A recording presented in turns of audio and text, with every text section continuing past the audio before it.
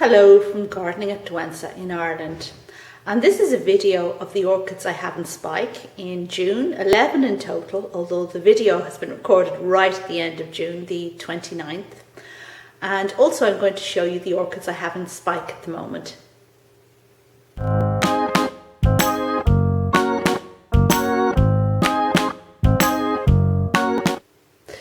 It's another bad light day, I'm afraid, here in Wexford in Ireland, but I'm going to make this video anyway. And I'm going to start off perhaps on a low note, but by showing you the three orchids that I'm just going over at the moment. And the first one is the species one, Cataleya Por Pirata.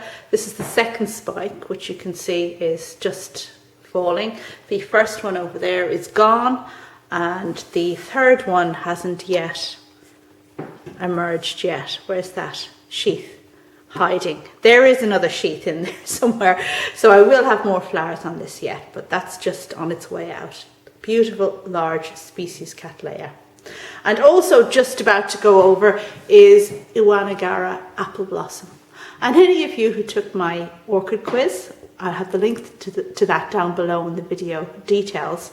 Anyone of you who took that quiz got really stuck on the correct genus name for Iwanagaara Appleblossom. So why don't you take the quiz and see if you can work it out? But this is the last flower I have left on this very pretty Cataleya alliance orchid. And well, it won't be here for very much longer. And the third orchid that is just going over that I wanted to show you is also a Cataleya. And this is the one with the cultivar name, the Gypsy. And really that's time to cut it. But this orchid flowered for such a very long time. I think 7 to 8 weeks, and the scent was just magnificent. So I will allow it to go now. And here we have a Phalaenopsis in full flower. This is a mini one and looking very pretty and very floriferous as well. See how small it is? Present from my niece, very nice. And the fourth one I want to show you, which is in flower at the moment, is the Dendrobium, the Laturia type Dendrobium called Lutin Blanc. And you can see that it has very pretty flowers here. Now, long-term subscribers will recall that this plant has flowered magnificently for me for a very long time beforehand. But those flower spikes have gone, and now we have the first of the new batch, and that one is open. And what else have I got? There's something coming here and here. So you'll just have to, you and I will just have to have a look at this longer term and see if the second flush of flowers can be anything as good as the last. Over here we have the other Dendrobium I have in flower. It's also Laturia type and it's called Wonder Nishii. Now the disadvantage of this particular one and a lot of the Laturia types is that the flowers do hang. So you don't really appreciate them to their full value. However, the back of the petals have these great markings. So, I mean, you do get to see something quite nice. I've had several other flower spikes on this plant and they've gone now, and there is one more set to come, so it'll be flowering for a good while. Next up we have a Prosthechea, cochleata, and this one is flowering very well, moving up the spike, opening new flowers as the ones down below close down. You can see here the evidence of previous flowers that have disappeared, and these ones are the ones that are in bloom at the moment, and then there are the buds to come. And I have several spikes on this very floriferous, very good doer of the plant. It's flanked by Epidendrum secundum with a very, very, very, very, very, very, very long flower spike. Yeah, not really able to appreciate that fully because of the way it's so much taller than everything else, but there you go. And now moving over to an interesting corner, and I have three beauties here.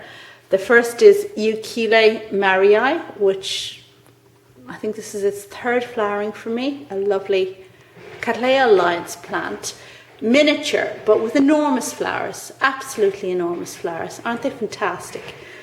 I'll just move this one out of the way so you can see. It's a small plant, but the size of the individual blooms is substantially larger than you would expect for the size of the plant. And I really like that. Now, I had expected 2 spikes this year, but I didn't get them. So you can't always get what you want, can you? But it's doing really well. And the one I just moved out of the way is this Baptistonia. I always get this name wrong. Baptistonia. There we go. Truncata. Also a miniature, and also flowering on, well, it is flowering on 2 spikes. And the flowers kind of hang down, they're pendant. You have to kind of lift them up to have a proper look at them.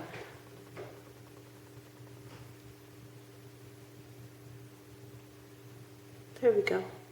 They're quite attractive with all these markings. And do you see it has these kind of red eyebrows on the individual flowers? They look a bit like eyebrows. Anyway, I'm pleased with that. The only disadvantage is because it's mounted, it does take watering every other day, but so it goes. And then the only Paph I have in flower at the moment is Pinocchio, which has 3 flower spikes at the moment. This is a sequential bloomer that flowers up and up the spike. There's the 2, and the 3rd one is down here. So that's doing really well for me at the moment. And that kind of brings me to the end of the ones that are in flower. But just while we're in the neighbourhood, I thought I'd show you some spikes that I have coming. And the first belongs to this Orangus citrata, which has already flowered for me not very long ago.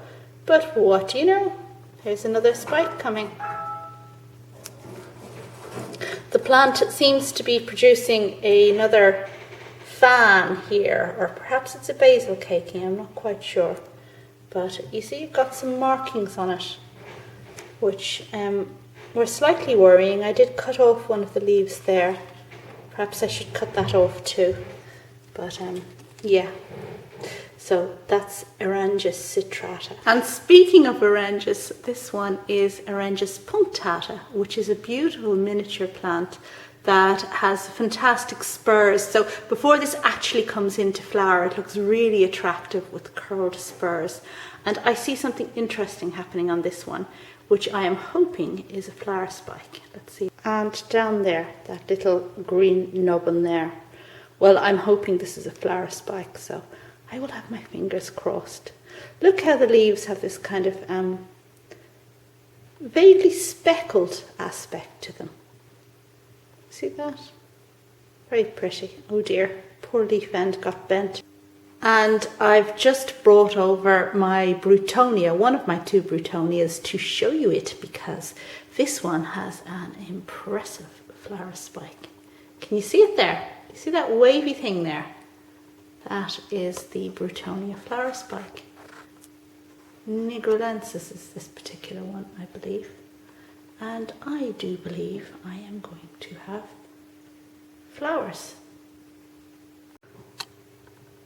So this difficult orchid from the Cataleya lines has been grown on a south-facing windowsill and seems to be doing quite well.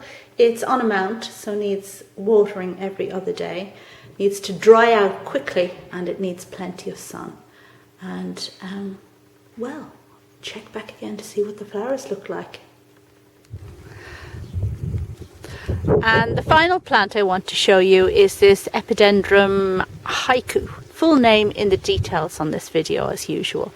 And gosh, my camera work has really gone to pot, hasn't it? But anyway, this is the extent of the plant. I have a little frame on it just to hold it in place. And can you see there a flower spike? Oh yes, there's a flower spike. And if we move around the plant, there is a second, most definite one. There.